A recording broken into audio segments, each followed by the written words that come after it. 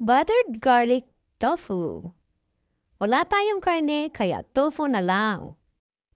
Bago natin iprito ang tofu o tokwa, ay ikot muna natin ito. Pinanghalo ko lang ang harina, cornstarch, asin, paminta, powdered garlic, magic syrup para syempre masarap.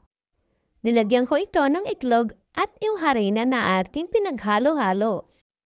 Ihalo lang ng maigi at ikot ulit natin ng harina bago iprito.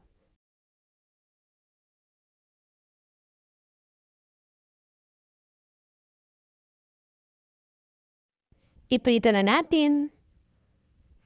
Hintayin lang natin ito mag-golden brown at saka natin hamuin.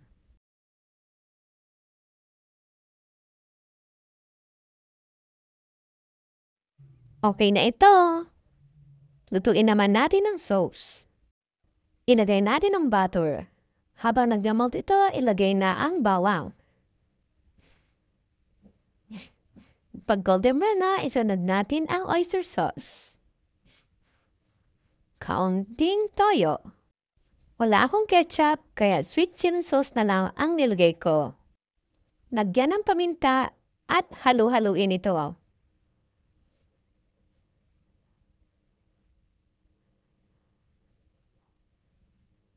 Lagyan ng slurry.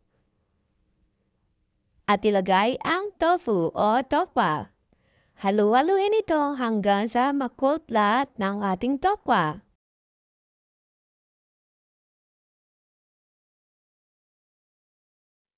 Pwede itong lagyan ng dahon ng sibuyas kung available. At ayan na, luto na, tikman na natin. Tikman natin, guys.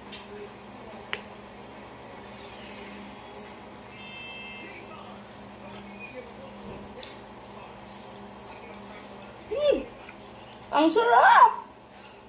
Luto na kayo.